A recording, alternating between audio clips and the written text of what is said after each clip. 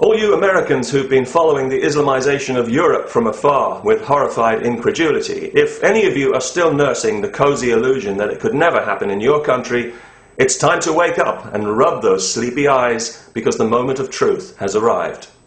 In case you haven't heard, there's a plan afoot to build a 13-story Islamic center and mosque a few yards from Ground Zero in New York.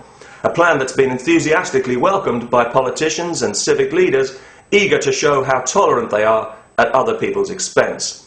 Is it possible to be astonished but not surprised? Apparently it's not enough that nearly 3,000 innocent people had to lose their lives in a hideous act of religious mass murder, but now their memory has to be insulted as well, and the religion that murdered them allowed to build a towering triumphalist mosque on the ground where they died. Is America losing its mind? It says a lot about the people behind this scheme that they had the bad taste even to propose building a mosque in such a place. But to describe it as they have, as a tribute to the victims, is beyond bad taste and shows a profound contempt for those who died. It would be hard to imagine a more provocative gesture short of standing on their graves and burning the American flag. Yet how typical of Islam, with its own hair-trigger sensitivity to the slightest imagined insult, to do something so arrogant and so insensitive. It's going to cost $100 million to build this thing, but nobody's prepared to say where the money's coming from. We do know that the Saudis fund a lot of mosque building in the West when they're not busy trying to stamp out free speech at the United Nations or telling Fox News what to broadcast, so I guess we'll all be paying for it every time we start the car. You know, it seems to me a much more appropriate place for a mosque in New York would be the United Nations building itself, because that organisation has become so Islamo-friendly in recent years that frankly I'm surprised it doesn't already have a minaret. You know, I'm not even American, but it makes me sick to my stomach to think that Islam is going to be allowed anywhere near Ground Zero. Because 9/11 could never have happened if not for Islam and its teachings and its doctrine of jihad and its false promise of an impossible afterlife, without which none of those gullible lunatics would have been persuaded to carry out such an insane act. And also because it wasn't just an attack on America, but on all of us in the civilized world, as were the bombings in London, in Madrid, in Bali, the shootings in Mumbai, and everywhere else that the religion of peace decides it doesn't like the way people do things. Any religion that endorses violence is incapable of delivering spiritual enlightenment. How obvious does that have to be? And it has no right even to call itself a religion.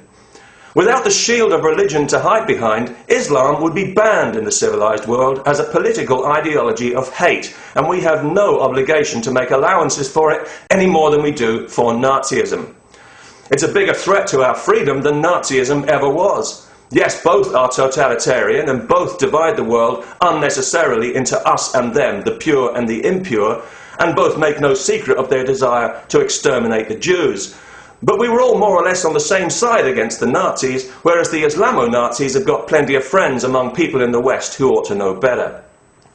American politicians now regularly make the kind of dimmy noises about diversity as an excuse for Islamization, the same kind of thing that we've become so depressingly familiar with in Europe.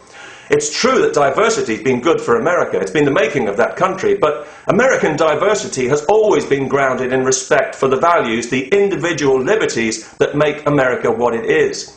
Islam rejects those values, and that's the difference, and it's a very important difference.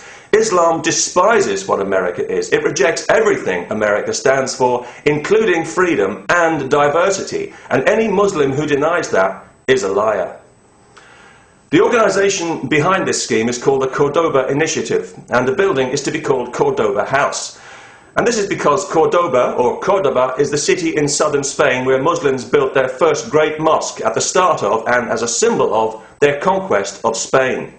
The Ground Zero Mosque is intended to serve the same purpose in America. Building mosques on conquered sacred ground is standard practice. It's what Islam has always done to assert its supremacy, and that is what's happening here. And of course they know how insulting it is, how offensive it is. Are you kidding? Why do you think they chose a site as close as possible to Ground Zero? Or do you think that that was just an accident? And they also know that once it's built, it'll be there forever, as a permanent affront to all Americans, gloating in triumph and a major bridgehead in the ongoing stealth jihad. That's how the Muslim world will see it, and that's how they'll be encouraged to see it. And to be fair to them, that's exactly what it will be, confirming what they've always suspected, that America is a soft country, a decadent country, crippled by political correctness, confused and guilt-ridden, with no backbone and no pride. They plan to open it next year, on September the 11th, the 10th anniversary of the atrocity. Is that tasteless enough for you? I'm surprised they haven't organised a 757 flypast. But you know, it doesn't have to be this way. Here in London, we had a similar situation just recently where they wanted to build a gigantic mosque to overshadow the Olympic Games. Public opinion put a stop to that, and public opinion can put a stop to this disgraceful plan as well. And it can tell this group and the politicians who support them that enough is enough, and that this is one insult too far, and that America is a big country and there's plenty of room for them to build their offensive mosque, if they have to, somewhere else, somewhere perhaps more appropriate to the spirit of their religion, like the Arizona desert or Death Valley. Peace, and God bless the Kuffar.